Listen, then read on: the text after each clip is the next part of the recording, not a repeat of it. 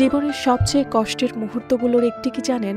একদিন হঠাৎ বুঝতে পারা যে বন্ধুকে ছাড়া একসময় একটি দিনও কল্পনা করা যেত না, আজ তার নাম্বারটাও আর ডায়াল করা হয় না। যে মানুষটির সঙ্গে ঘন্টার পর ঘন্টা গল্প হতো, একসঙ্গে হাসি, কান্নার স্বপ্ন আর ভবিষ্যতের পরিকল্পনা করা হতো, সে আজ শুধু পুরনো ছবির অ্যালবামে আর স্মৃতির পাতায় রয়ে গেছে।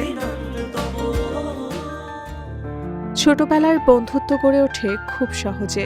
একটি স্কুল, একটি ব্রেঞ্চ, একই স্কুল, একই ব্রেঞ্চ, একই মাঠ, একই আড্ডা, সবকিছুই যেন বন্ধুত্বকে আরো গভীর করে তোলে। তখন মনে হতো এই সম্পর্ক কোনোদিন বদলাবে না, কিন্তু সময়ের সঙ্গে সঙ্গে বদলে যায় জীবন। পড়াশোনা শেষ হয়, শুরু হয় চাকরি, কেউ বিয়ে করে, কেউ অন্য দেশে চলে যায়।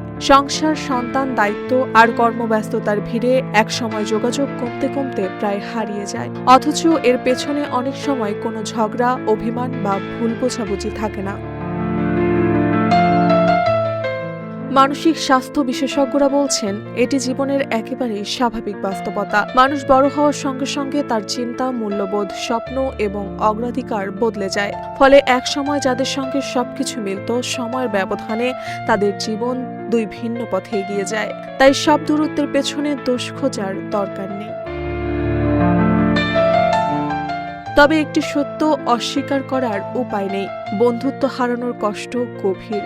কারণ হারিয়ে যায় শুধু একটি বন্ধু নয়, হারিয়ে যায় জীবনের একটি সুন্দর সময়, অসংখ্য স্মৃতি আর নির্ভরতার একটি জায়গা। তাই পুরনো সম্পর্কের সুন্দর স্মৃতিগুলোকে ভালোবেসে রেখে বর্তমানের মানুষদের জন্য সময় দেওয়াও জরুরি। হয়তো একটি ছোট্ট বার্তা, একটি ফোন কল কিংবা একটি কেমন আছিস, এটাই আবার ফিরিয়ে আনতে পারে বহুদিনের হারিয়ে যাওয়া কোনো বন্ধুত্ব। কারণ সত্যিকারের বন্ধুত্ব কখনো পুরোপুরি হারিয়ে যায় না, শুধু সময়ের অপেক্ষায় কোথাও নীরবে লুকিয়ে থাকে।